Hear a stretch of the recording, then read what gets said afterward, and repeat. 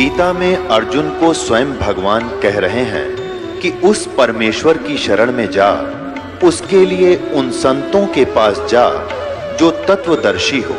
इसी प्रकार हजरत मोहम्मद को उनका अल्लाह कह रहा है कि कोई और पूर्ण परमात्मा है। उसको पाने के लिए उन तत्वदर्शी संत की तलाश कर।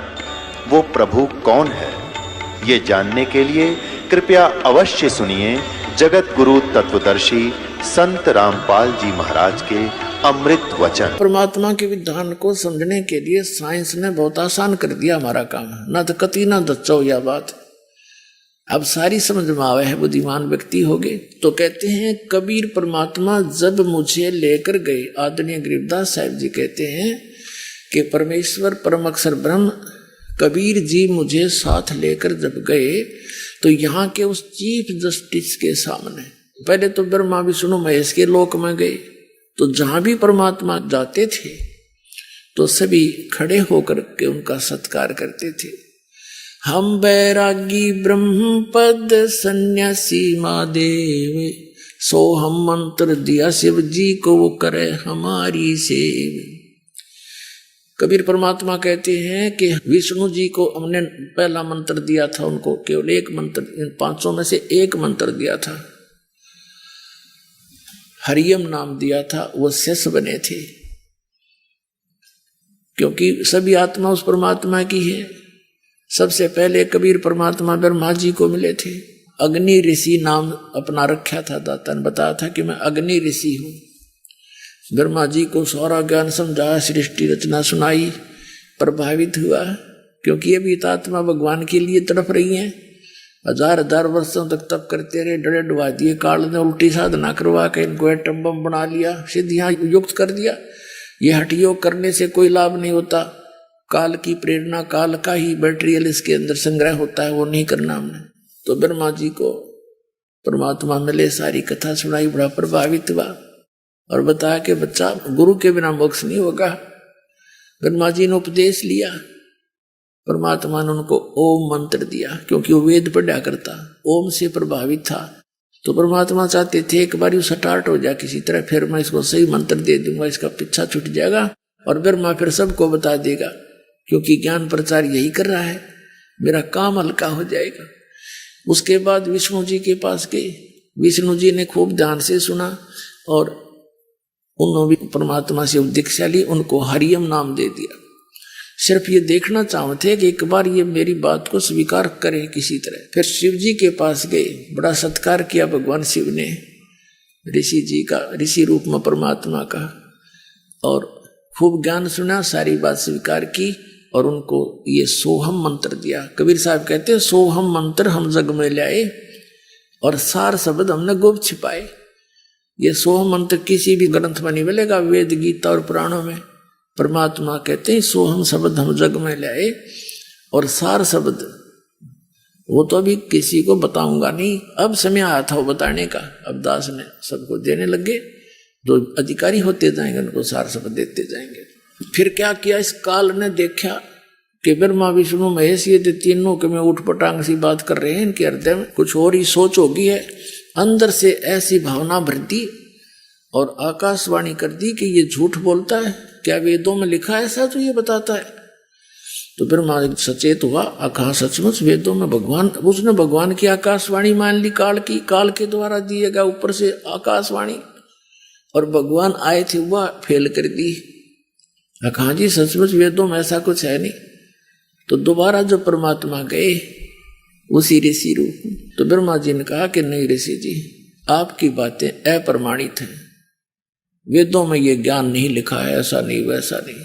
तो परमात्मा बोले इसे इतने वेद पढ़े जब तुमने का ये नहीं लिखा, तो उन्हें पता लग गया काल प्रेरणा होगी इनके अंदर, ये सुनेंगे नहीं। लेकिन फिर भी ये नेक आत्मा है, साधु संतों का आदर करते हैं और इनको ये भी पता है कि ऋषि का अनादर करने से ये विषैले सर्प भी है, श्राप भी दे देते हैं, इसलिए इनसे वैसे भी आदर करते हैं ऋषि रूप में विराजमान किसी व्यक्ति का। जैसे भगवान विष्णु जी को नारद जी ने श्राप दे दिया, उस श्राप के कारण और श्री राम रूप में जन्म होया, सारा जीवन वीरान माटी हुई, पत्नी कहीं, आप कहीं, बच्चे कहीं, उसके शराब से ही वो कष्ट उठाया। तो इससे डरकर भी वो आदर सत्कार तो करते हैं ऋषि का, लेकिन करते हैं वही जो उनकी अपनी साधना है। तो परमात्मा दोबारा गरीबदास जी को लेकर जब गए इन ब्रह्मा विष्णु महेश के लोक में, गरीबदास जी के सामने तो वो महात्मा रूप में थे ही। जब वहां पहुंचे तो उनको उसी रूप में दर्शन दिए जिस रूप में वो प्रथम बार मिले थे। तो जिसके भी पास गए वो खड़े होकर के सत्कार किया, आओ महाराज जी। और परमात्मा ने कहा कि तुम गलती कर दी बच्चों, उस ज्ञान को उस नाम को छोड़कर। वो नाम बोले जी नाम तो हम वही जपते हैं। परमात्मा बोले मैंने और भी कुछ आपको बताना था, तो वो नहीं स्वीकार किया। तो ये सारी कुछ डिस्कस वार्ता इसलिए करवाई गरीबदास जी के सामने, परमात्मा ने उनके मुंह से बुलवा दिया कि सचमुच ये परमात्मा इनसे मिले थे और ऐसा ऐसा इनके साथ बात हुई थी। उसके बाद गए धर्मराज के दरबार में, चीफ जस्टिस के ऑफिस में। तो वहां जाते ही धर्मराज खड़ा हो गया, अपनी आसन को त्याग कर। अपने आत्मा, ये अध्यात्म जगत जो है इसके अंदर आध्यात्मिक ही सब क्रियाएं काम करती हैं। इनको अपने आप आभास हो जाता है कि जो ये सामने व्यक्ति आया है ये कितनी पावर युक्त है। उनके बस की बात नहीं हुई, अपने आप आसन उनका खिसकने लग जाता है, तो वो समझ जाते हैं कि ये कोई आम व्यक्ति नहीं। तो धर्मराज के दरबार में परमात्मा पहुंचे तो उसका आसन ऐसे ऐसे करने लगे। वो एकदम खड़ा हो गया और हाथ जोड़कर खड़ा हुआ। तब परमात्मा खड़े हैं जैसे एक छोटे अधिकारी को बड़ा अधिकारी आदेश देता है और साथ में उसको डांट भी लगाता है। इस प्रकार वार्ता कबीर साहब ने यहाँ के धर्मराज के साथ की, आंखों देखा, अपने सामने रूबरू हुई। वो वार्ता आदरणीय गरीबदास साहब जी ने अब किस प्रकार चित्रार्थ की वो आपको सुनाते हैं। आदरणीय गरीबदास साहब जी क्या बताते हैं। पंजा दस्त कबीर का सिर पर रखो हंस, यम किंकर चंपैन ही उधर जात है वंश। पंजा दस्त कबीर का और सिर पर रखो हंस। हे पुण्यात्माओं, अपने कबीर परमेश्वर का पंजा अपने सिर पर रखना और यम के दूत आपके निकट नहीं आवेंगे और तुम्हारा पूरा कुल का कुल पार हो जाएगा। पंजा दस्त कबीर का सिर पर रखो हंसे, जम किंकर चंपे नहीं उधर जात है वंश। दर्द बंद दरवेश हैं ये सतगुरु पुरुष कबीर, नाम लिए बंद छूटे है ये टूटे जम जंजीर। दर्द बंद दरवेश है, दरवेश माने संत, यानी जब वो परमात्मा संत रूप में आते हैं वो हमारे हमदर्द हैं, हमारे दुख में दुखी होते हैं, वो हमारी पीड़ाओं को समझते हैं। दर्द बंद दरवेश हैं सतगुरु पुरुष कबीरे, नाम लिए बंद छूटे हैं ये टूटे जम जंजीरे। सतगुरु पुरुष कबीर हैं ये 3 लोक तत्सारे, कोट 49 पृथ्वी ये 14 भवन आधारे। सतगुरु पुरुष कबीर हैं ये 3 लोक तत्सारे, 2-4 की क्या कहूं ये तार हंस अपारे। सतगुरु पुरुष कबीर हैं 4 युग परवाने, झूठे गुरुआ मर गए वो हो गए भूत मसाने। झूठे गुरु के आश्रय कदे न उदर जीवे, साचा पुरुष कबीर है आद परम गुरु पीवे। सतगुरु पुरुष कबीर का विकम पंथ बैराट, शिव सन का दिक ध्यावे ही ये मुनिजन जो है बाटे। सतगुरु पुरुष कबीर की कोई ना चल है गेले, बिना पंथ पग धरत हैं गगन मंडल में सैल। लख लख योजन उड़त हैं ये सुर नर मुनिजन संत, ऊंचा धाम कबीर का कोई न पावे अंत। अब आदरणीय गरीबदास साहिब जी अपने परमेश्वर कबीर जी की आंखों देखी महिमा कैसे चित्रार्थ कर रहे हैं कि कबीर परमात्मा का पंजा सिर पर रखोगे यानी उसकी शरण में रहोगे तो तुम्हारे ऊपर यम के दूत कभी अटैक नहीं कर सकते और तुम्हारा कुल का कुल पार हो जाएगा, उद्धार हो जाएगा सबका।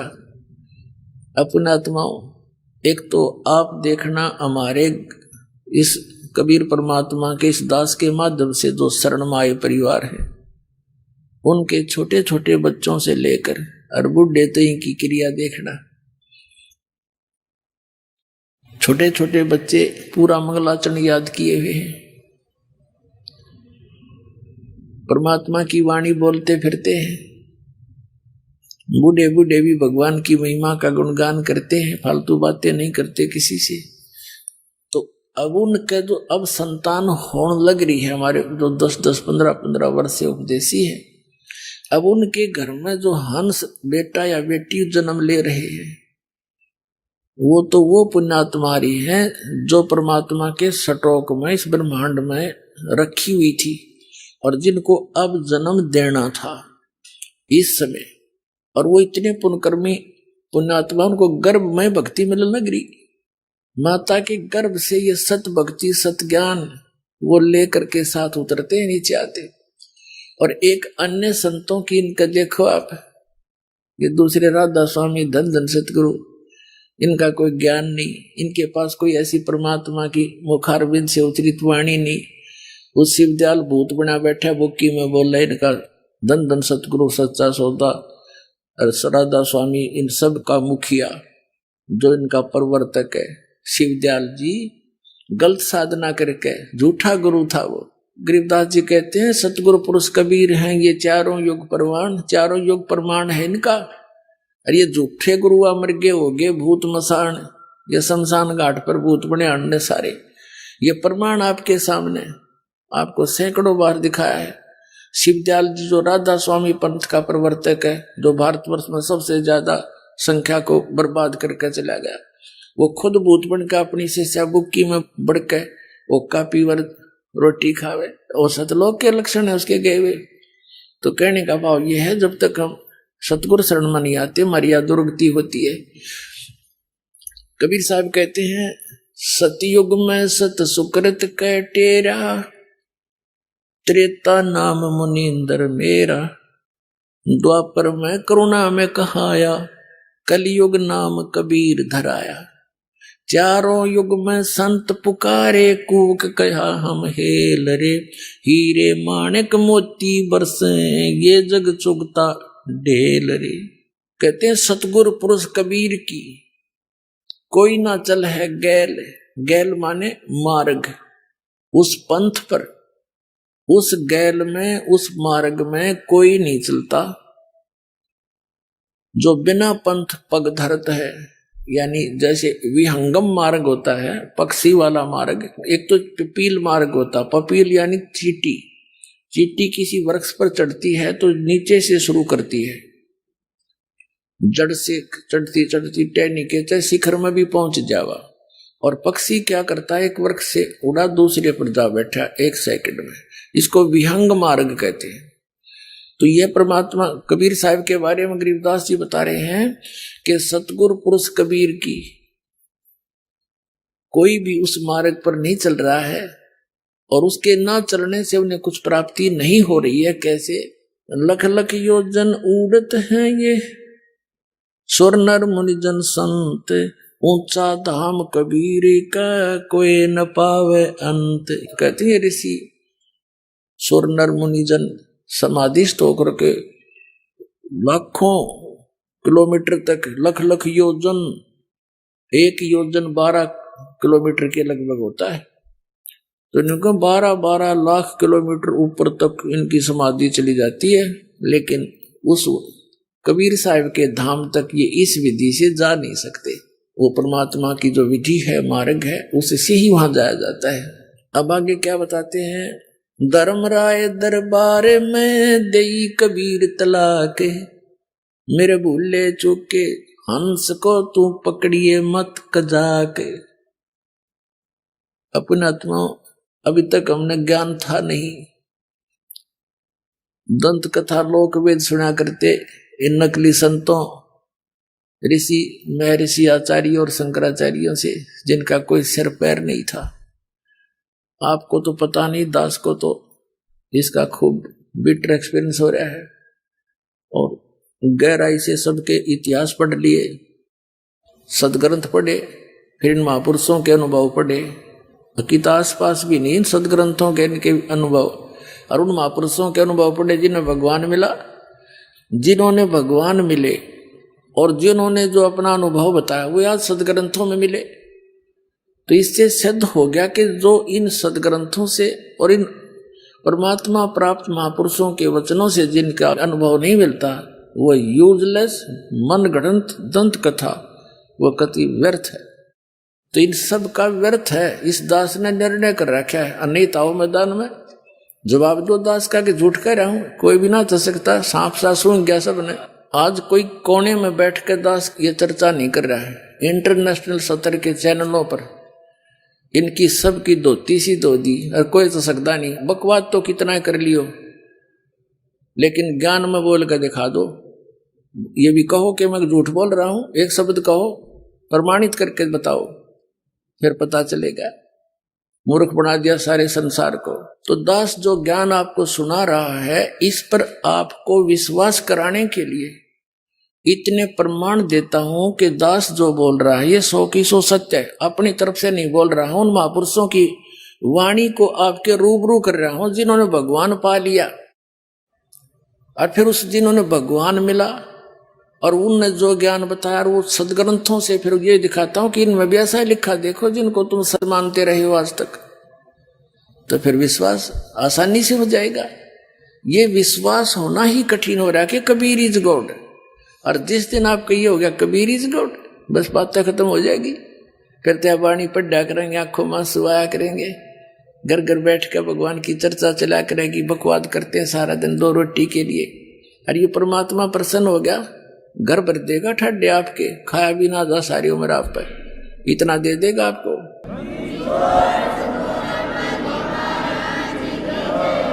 जिस माया के लिए सारा दिन कर्म बिगाड़े, हम धक्के खाते फिरे, 100 झूठ बोले और फिर भी पूरा ना पटता। तो ये परमात्मा सब कुछ कर सकता है। आपको कथा सुनाएंगे धीरे धीरे, क्योंकि इतना लंबा सिलेबस है इस परमात्मा का। 1 वर्ष में तो एक ही प्रमाण का नंबर आता है। धीरे धीरे सारे सुनाएंगे। CD ले जाया करो, पुस्तक छाप रखी भक्तान इन पढ़ा करो। तो ये सारा कुछ मिलाकर अपना कंप्लीट कोर्स करो। जैसे बच्चा 14-15 वर्ष पढ़ता है 2 रोटी के लिए, वो अभी मिले तो मिले, ना तो नो के नो। और इसने पढ़ के देखो, इसमें लगाओ थोड़ा समय। एक सम्मन नाम का मनियार था, गरीब सा, और उसका एक पुत्र था सेऊ, पत्नी थी नेकी। उनने ज्ञान सुना, परमात्मा पर विश्वास हुआ। इतने गरीब थे कि हैंड टू माउथ थे और विश्वास भगवान पर जबरदस्त था।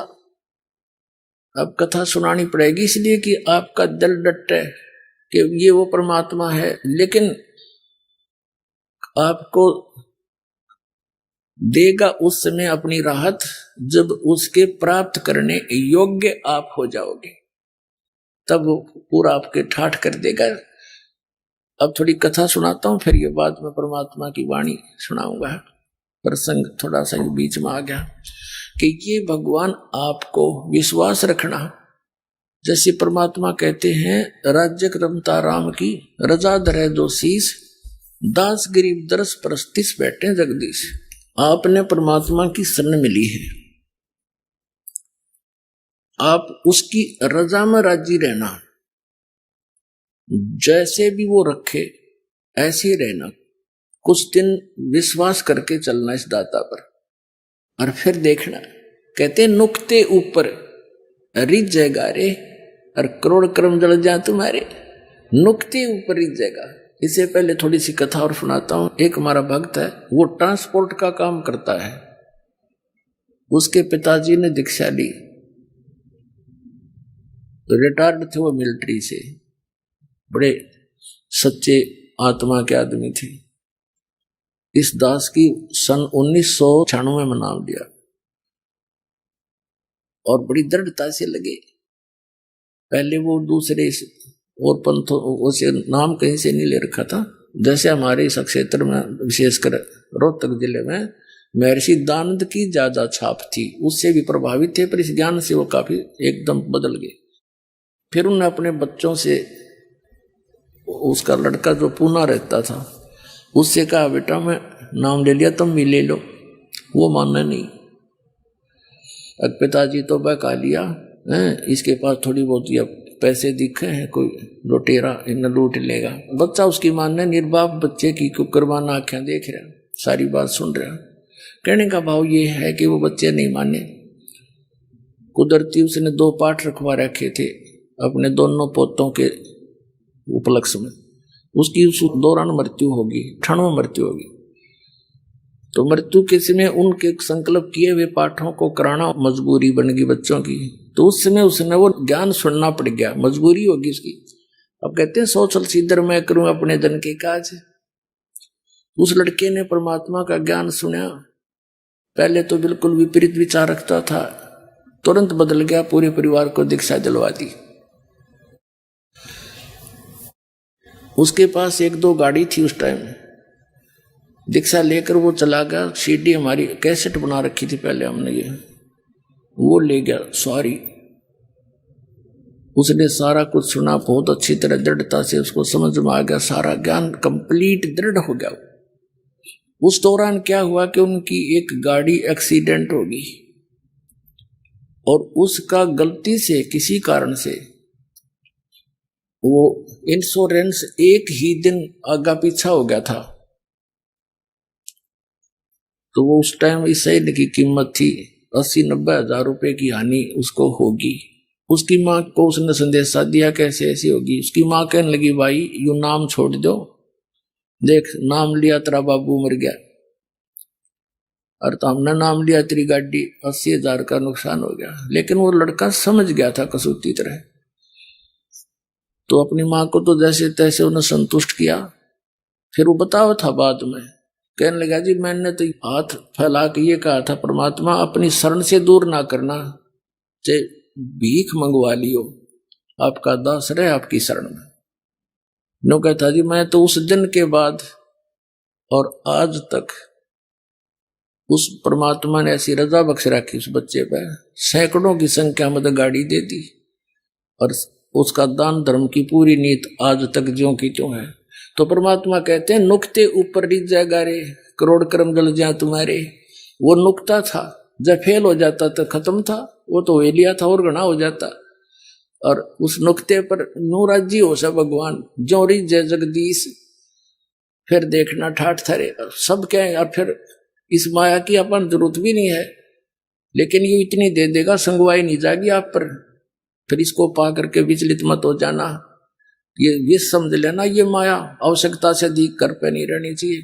और जब मालिक साथ रहा, परमात्मा कहते हैं कल पे कारण कौन है कर सेवा नहीं काम, मन इच्छा फल दूंगा जब पड़े मेरे ते काम। तो इस तरह की दृढ़ता और सच्चे भाव से मालिक में समर्पण आपका आ जाएगा ना उस दिन, फिर देख लेना भगवान क्या नहीं कर सकता। एक प्रमाण नहीं लाखों प्रमाण याद है इस परमात्मा के। और अब सन 1994 से लेकर आज तक इस दास ने जिनको भी उपदेश दिया है, परमात्मा की शरण दिलाई है, उनकी पहले क्या स्थिति थी और आज उनके क्या सुख है, उनके मुख से सुनने से विश्वास गणा होगा आपको। एक परिवार की कथा सुनने लग जाना, कान बहरे हो जाएंगे। जो पहली बार सुनेगा उनके इतने सुख दे रखे परमात्मा। लेकिन उनको ये भी विश्वास हो चुका है कि हमने धन की जरूरत नहीं, हमारा धन तो ये है हमारा नाम सुरक्षित रहे और काम नहीं कोई अड़े। काम नहीं अड़ेगा भगवान का, भगवान के बच्चों का काम अड़ गया फिर भगवान की तरह गया। फिर घनी मांगने की जरूरत नहीं, इस पर बेमतलब डिमांड नहीं रखा करते। बेमतलब की डिमांड तो मन रखता है, आत्मा रखती है आवश्यकता की। तो आत्मा की जो पुकार है दाता सुनता है, इस मन की नहीं। मन तो काल का एजेंट है। तो पुणात्मा आप इस ज्ञान से पूर्ण परिचित हो जाओ, फिर देखना इसके ठाठ। आप देखो कितना धनी है, टेंशन खत्म नहीं। और आपने परमात्मा का बच्चा चाहे सिंपल सा घर पर रहता हो तो उसको कोई टेंशन नहीं, क्योंकि उसको मालूम है कि समर्थ हमारे सिर पर बैठा है। शेर सौंप्या गुरुदेव को सफल होया यो शीश, नितानंद इस शीश पर आप बसे जगदीश। परमात्मा को सिर सौंपा। सिर सौंपना कोई काट के नहीं देना, समर्पित हो जाना। अब वो एक कथा सुनाता हूं आपको। ये सेऊ और सम्मन नाम के, सेऊ तो उनका पुत्र था, सम्मन पिता, निक्की उस सेऊ की माँ यानी सम्मन की पत्नी थी। वो दोनों मनियार का काम करते थे। निक्की भी मनियारी का काम करती थी, चूड़ी पहनाया करती थी बहन बेटियों को, और वो मनियार भी। गरीब इतने थे बहुत गिने, हैंड टू माउथ थे, विश्वास भगवान पर दृढ़ था, सत्संग बहुत सुन रखे थे परमात्मा के। अब वो जहां भी चूड़ी पहनाते थे बहनों में बैठकर, तो बहाना सा मिलाकर चूड़ियां भी पहनाते रहते, अपने भगवान की कथा भी सुनाते रहते। हमारे गुरुजी ऐसे हैं, हमारे गुरुजी ऐसे हैं, कबीर नाम है, उन्होंने ऐसे सिकंदर राजा के जलन का रोग था वो ठीक कर दिया। सिकंदर राजा ने एक गऊ काट दी थी बीचों बीच परीक्षा के लेने के लिए भगवान की, कि इसको जीवित कर दे, जब मानो तो कि साहब संत है, वो जीवित कर दी थी। यानी इस तरह की बहुत कथा सुनाया करते थे। तो बहनें उन दोनों का मजाक करा करती, जब तो सुन लेती पीछे तीनों कहा करती तो पागल हो रहे हैं, एक दानक न भगवान बतावे। कहने का भाव ये है कि वो अपने स्वभाव व सबको ऐसे बताते रहते थे। एक दिन क्या हुआ कि सेऊ नाम का जो लड़का था अन्य बच्चों में खेला करता था, वो भी यही कथा सुनाता बच्चों में। तो वो बच्चे कहा करते थे कि आप बताते हो आपके गुरुजी सिकंदर लोधी के वहां गए, घर पर गए, वीर सिंह बघेला काशी के नरेश के घर पर गए, उन नाम ले रखा था। और भी आप ऐसे दामोदर सेठ के घर पर गए, तुम्हारे घर पर क्यों ना आते? तुम्हारे गुरुजी तो स्वार्थी हैं, वो तो पैसे वाले और राजाओं के पास जाते, तुम्हारे घर पर आए कभी? वो कहने लगा बच्चा था सेऊ, ना भी हमारे घर पर तो गुरुजी नहीं आए कभी। फिर वो तो भाई पैसे वालों के जाते हैं, ये तो पैसे के पुजारी होते ये गुरु। अब वह बच्चे के बाद खटक गई। उसने अपनी माता और पिता से कहा कि माता, अपने गुरुजी कभी अपने घर नहीं आ जाएंगे? वो हमारे घर गुरुजी आ जाएं तो बड़ी अच्छी बात हो। तो नेकी और सम्मान दोनों कहने लगे बेटा, उनके तो लाखों सेवक है और किस किस के घर में जाओगे, वो तो दूर थोड़े ही हैं, परमात्मा तो बेटा हमेशा साथ रहते। सेऊ आंखों मासूं भर के कहता, माता जी बच्चे ऐसे ऐसे कह रहे थे, और एक बार गुरुजी आ जाना तो मैं उनको कहने जोगा हो जाऊं। अब देख आ गए ना मेरे गुरुजी स्वार्थी नहीं है, मैं कहता हूं उनको पर वो नहीं मानते। ऐसे उनकी चर्चा हो रही थी और नेकी और सम्मान उनको समझा रहे थे, बेटा हमारे साथ ही रहते हैं, वो दूर थोड़े ही है, अब किस किस के घर जाएंगे गुरुजी से ऐसे ऐसे। और उधर से ये एक कमाल नाम का लड़का 10-12 वर्ष का, उसकी मृत्यु हो गई थी, उसको जल प्रवाह कर दिया। कुछ कबीले ऐसे हैं जो ना दफनाते हैं, जमीन में नहीं गाड़ते हैं, ना जलाते हैं मुर्दे को, वो जल प्रवाह कर देते हैं। 4 प्रकार से दाग दिए जाते हैं इस बॉडी को, शरीर को। एक तो जमीन में दबा देते हैं, दूसरा सभा कर देते हैं, जला देते हैं, और तीसरा एक बड़ा सा मचान बनाकर ऊंचा सा पिलर उसके ऊपर डाल देते हैं, उसको पक्षियां खा जाते हैं, या जंगल में डाल देते हैं कहीं सुरक्षित स्थान। और चौथे प्रकार का जल प्रवाह कर देते हैं। कुछ ऐसे कबीले हैं तो उन्होंने उसको जल प्रवाह कर दिया मुर्दे को। और एक शेख तकी नाम का मुसलमान पीर था, सिकंदर लोधी दिल्ली के बादशाह का। कबीर परमात्मा जी ने सिकंदर लोधी के जलन का रोग था, जिसने सब जगह इलाज करा लिया था और सब ने ये कह दिया था कि ये आपके प्रारब्ध का कर्म है, आपको भोगना ही पड़ेगा, कोई इसका विकल्प नहीं। वो कबीर परमात्मा के आशीर्वाद मात्र से ठीक हो गया था सिकंदर लोधी। तो उस कारण से सिकंदर लोधी की आस्था कबीर परमेश्वर में घड़ी हो गई थी। और वो धार्मिक गुरु ईर्षा करने लग गया कबीर साहब से कि इसने तेरा स्थान ले लिया। वजीर दो और दो फकीर ये कभी आपस में मेल से नहीं रह सकते।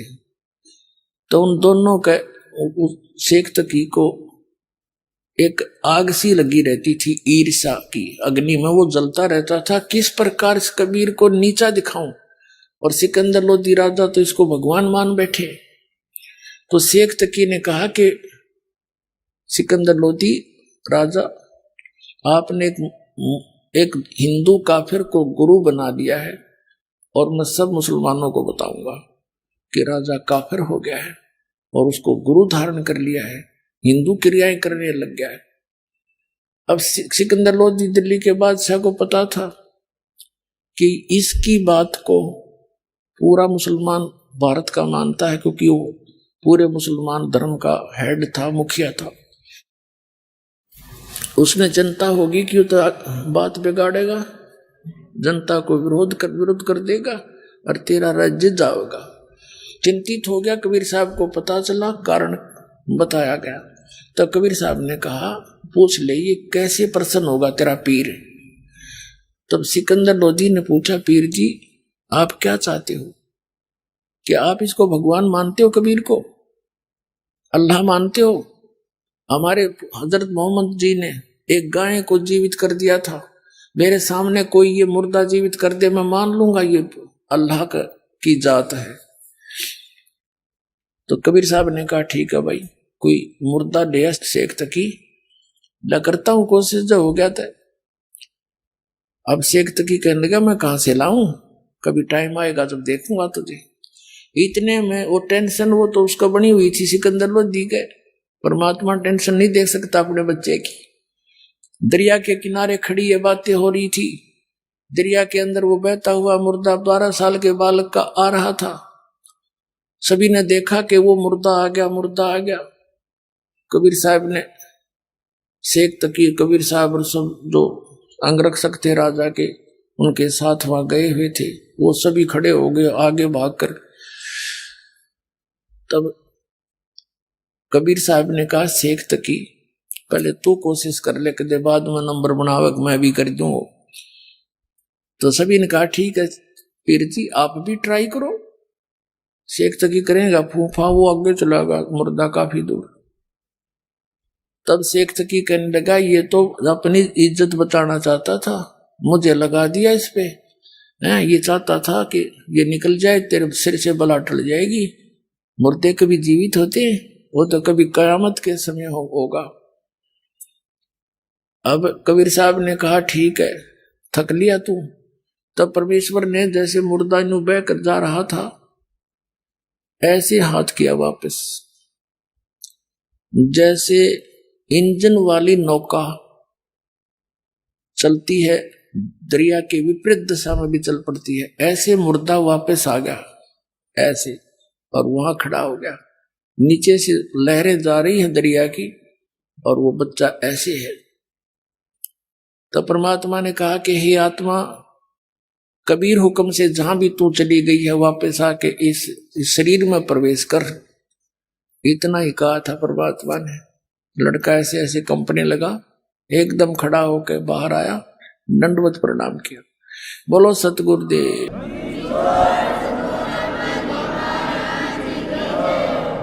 अब सभी ने कहा कि हे परमात्मा कमाल कर दिया, कमाल कर दिया।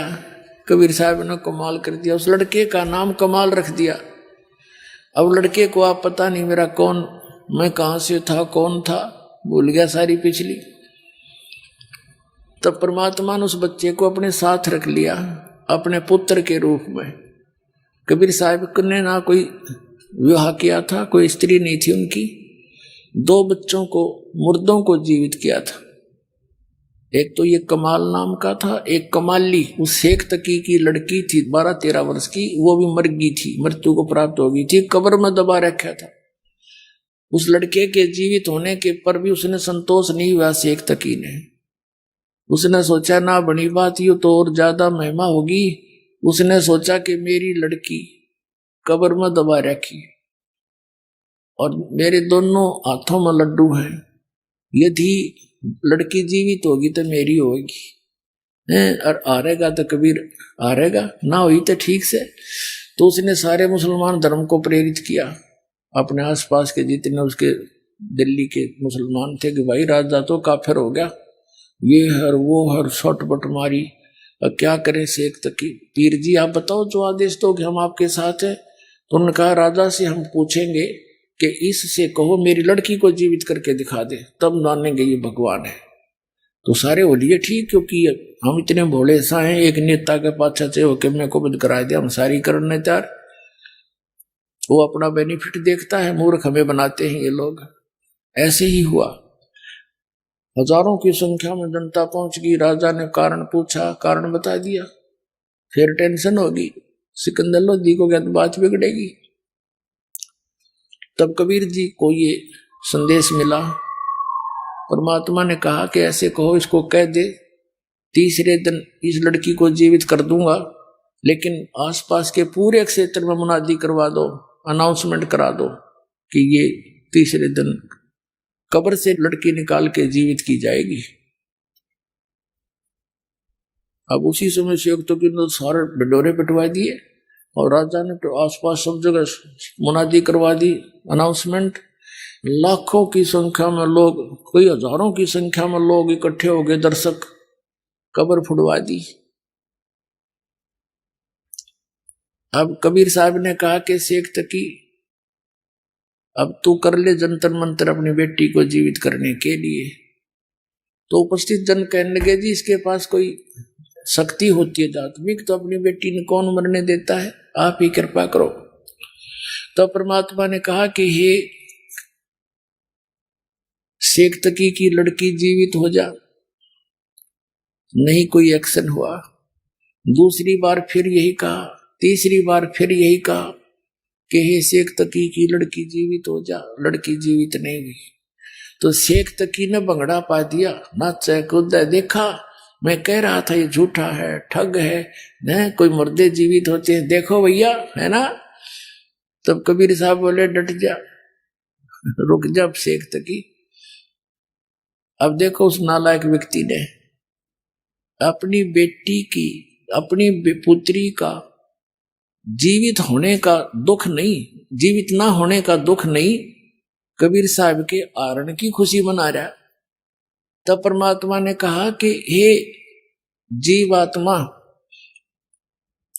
जहां भी चली गई है, कहीं पर भी किसी योनि में, वहीं से उस शरीर को छोड़ और इसमें प्रवेश कर, वहां से आर वापस आ। तुरंत परमात्मा के आदेश से तुरंत वो लड़की में एकदम कंपन हुई और वो लड़की जीवित होकर परमात्मा के चरणों में आकर दंडोत प्रणाम किया। बोलो सतगुरुदेव।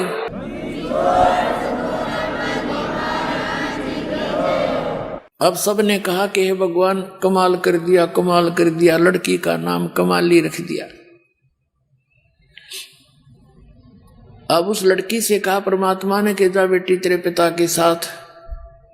लड़की ने 1.5 घंटे तक प्रवचन किया परमात्मा के पावर से और कहा पिताजी मेरे असली परम पिता मिल गए मुझे, तुम्हें माता चाहे पिता, तुम्हें आप मिल गए मुझे।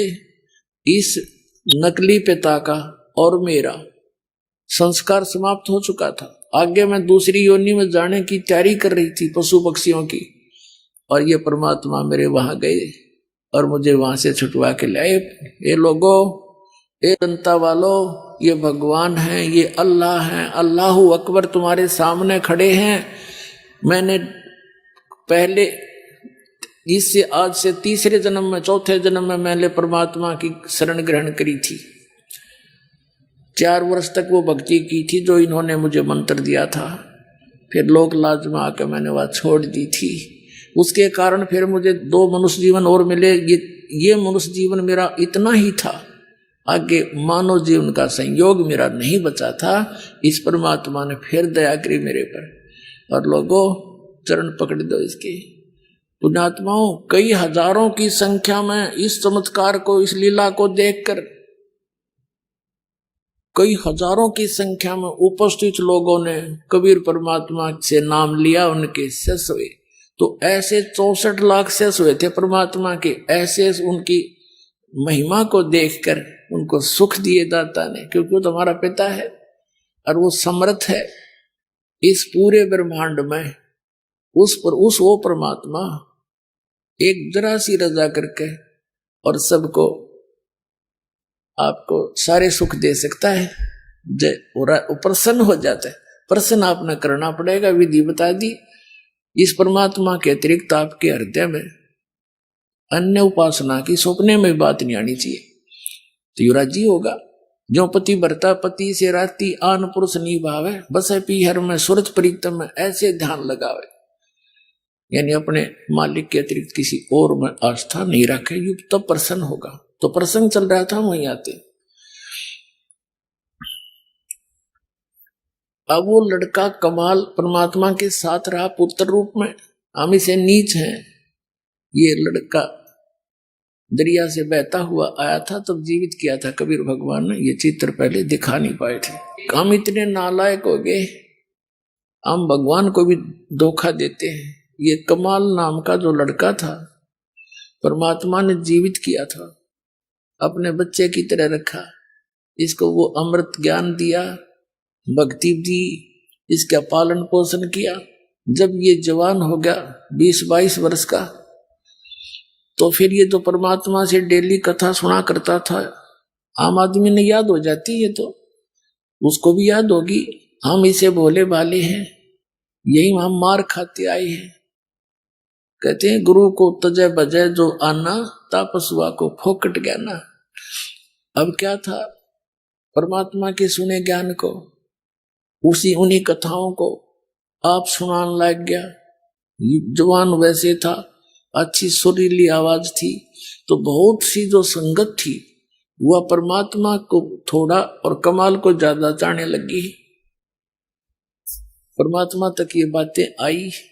उन्होंने सत्संग के माध्यम से बहुत बार कहा कि भाई गुरु को तजय बजय जो आना, तापसुआ को फोकट ज्ञाना।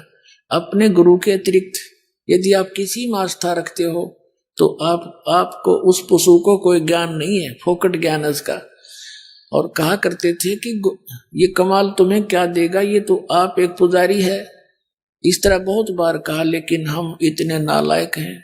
हमने यही किया था सतलोक में, जहां हमने मार खाई थी। भगवान कहा करते, तुम निरंजन युग क्या देगा तुम्हें, इसकी क्रिया मत देखो। ये तपस्या करा करता था, लेकिन हम अंदर से उसको चाहते रहे। उधर से फिर हम इसके साथ यहाँ आगे देख क्या दुर्गति होगी हमारी। तो परमात्मा ने कमाल को भी धमकाया, भाई अपनी सीमा में रहा कर, ऐसा अच्छा नहीं लगता। अंत में क्या था कि वो कमाल फिर परमात्मा ने कई बार झटक दिया और वो वहां को परमात्मा को छोड़कर चला गया। उसने सोचा कि बहुत सी जनता तेरे साथ होगी है और ये सब तेरी महिमा करते हैं, नारा आश्रम जा बनाया। और बहुत सी संगत ये मूर्ख उसके साथ, उसके मीठी मीठी बातें माँ के उसके साथ हो गई। अब बताओ वो एक नकली व्यक्ति क्या देगा उनको, भगवान छोड़कर उनके साथ लग लिए। ये लंबी अलग कहानी है, फिर बताऊंगा। तो वो कमाल नाम का पुत्र परमात्मा के साथ रहता था। उसको अभिमान हो गया था कि मैं जो गुरुजी की सेवा करता हूं और कोई नहीं कर सकता। अब पुण्यात्मा मालिक को पता था, अंतर्यामी थे वो, तो कई बार इस तरह की बातें कमाल जी ने कर दी थी। भगवान ने कहा था कि अच्छा बेटा। आइए अब हम उन श्रद्धालुओं के अनुभव जानते हैं जो जगत गुरु तत्वदर्शी संत रामपाल जी महाराज जी से दीक्षा प्राप्त कर चुके हैं तथा उनके द्वारा बताए गए भक्ति मार्ग पर चल रहे हैं। जी नमस्कार। सत साहिब जी। क्या नाम है जी आपका? दीक्षा कुशवाहा। दीक्षा जी, कहाँ से आए आप? ग्राम देवरी, जिला रायसेन, मध्य प्रदेश। संत रामपाल जी महाराज से नाम दीक्षा लेने से पहले आप क्या भक्ति साधना करते थे? संत रामपाल जी महाराज जी से नाम दीक्षा लेने से पहले हम सभी देवी देवताओं की भक्ति करते थे। मेरी मम्मी काफ़ी सारे व्रत भी करती थीं, लेकिन उसके बाद भी वो बहुत बीमार रहती थीं। हमेशा परेशान रहते थे हम लोग, आर्थिक स्थिति भी ठीक नहीं थी। उसके बाद हमने जय गुरुदेव से नाम दीक्षा ली और 3 साल तक वहाँ भक्ति की, लेकिन फिर भी हमें कोई लाभ नहीं मिला। दीक्षा जी, जैसे कि आपने बताया कि आपको इतनी सारी साधनाओं को करने के बाद भी लाभ नहीं मिला, तो आपने संत रामपाल जी महाराज से नाम दीक्षा क्यों ली? एक दिन पापा टीवी चैनल चेंज कर रहे थे, तो एकदम से साधना टीवी लग गया। उस पर संत रामपाल जी महाराज जी का सत्संग चल रहा था, तो पापा जी कुछ देर देखते रहे, तो उनको थोड़ा अच्छा सा लगा। उसके बाद 2-3 दिन उन्होंने रेगुलर देखा। फिर मेरे मामा जी को बताया कि आप ये एक संत जी हैं, उनका सत्संग देखो और ज्ञान सुनो, इनको गुरु बना लो। क्योंकि हमें केवल तब तक यही पता था कि गुरु बनाना ज़रूरी होता है, गुरु सच्चा है या नहीं ये हमें कोई जानकारी नहीं थी। तो फिर हमारे मामा जी ने सत्संग देखा और उनको ज्ञान समझ आया और उन्होंने नाम दीक्षा ले ली। उसके बाद उन्होंने हमारे मम्मी पापा को समझाया कि आप भी यहीं से नाम दीक्षा लें, क्योंकि यही तत्वदर्शी संत हैं। संत जो सदगुरु होता है उसी से नाम दीक्षा लेकर भक्ति करने से ही हमें मोक्ष प्राप्त हो सकता है। तो फिर मम्मी पापा ने भी ज्ञान को समझा और संत रामपाल जी महाराज जी से नाम दीक्षा ले ली। आपने सदगुरु की बात की, तो हम आपसे ये जानना चाहेंगे कि एक रियल सदगुरु की क्या पहचान है? सतगुरु की पहचान संत जन अपनी वाणी में बताते हैं कि जो सदग्रंथों के अनुसार हमें भक्ति विधि बताता है वही सतगुरु होता है। गरीबदास जी महाराज जी कहते हैं, सतगुरु के लक्षण कहूँ मधुर वैन विनोद, 4 वेद 6 शास्त्र कहें 18 बोध। अर्थात जो चारों वेद 18 पुराणों का ज्ञान बताता है, उनके अनुसार हमें भक्ति विधि देता है, वही सतगुरु होता है। दीक्षा जी, जब आपने संत रामपाल जी महाराज से नाम दीक्षा ली तो क्या कोई लाभ भी मिला आपको? संत रामपाल जी महाराज जी से नाम दीक्षा लेने के बाद हमें बहुत सारे लाभ मिले। सबसे बड़ा आध्यात्मिक लाभ, हमें पता चला कि हमें मनुष्य जन्म केवल मोक्ष प्राप्त करने के लिए मिला है और संत रामपाल जी महाराज जी से हमें सद्भक्ति प्राप्त हुई। अब हम निश्चिंत हैं कि हमें मृत्यु के बाद हमारा पूर्ण मोक्ष होगा और हम सतलोक जाएंगे। गरीबदास जी महाराज जी अपनी वाणी में बताते हैं, अजब नगर में ले गए हमको सतगुरु आन, झिलके बिंब अगाध गति सूते 4 दान। अर्थात अब निश्चिंत हैं कि मृत्यु के बाद हम सीधे सतलोक ही जाएंगे, इसमें कोई शंका नहीं। उसके बाद एक बार मेरे पापा की तबीयत ख़राब हो गई थी, तो उनको डॉक्टर के पास लेकर गए। तो डॉक्टर ने उनका चेक किया, उनके पेट में बहुत तेज़ दर्द हो रहा था। तो वहाँ पर उनने पापा को हेपेटाइटिस बी बताया और नागपुर जाने के लिए बोला। तो फिर मेरे मामा जी और मम्मा उनको नागपुर लेकर गए। तो वहाँ डॉक्टर ने और चेक किया। उसके बाद उनको बोला कि आपका एक और वायरस है, उसके लिए आपका भी टेस्ट होगा और आपके सारे फैमिली मेम्बर्स का भी टेस्ट कराना पड़ेगा और उसकी फ़ीस उनने 10,000 पर टेस्ट बताया।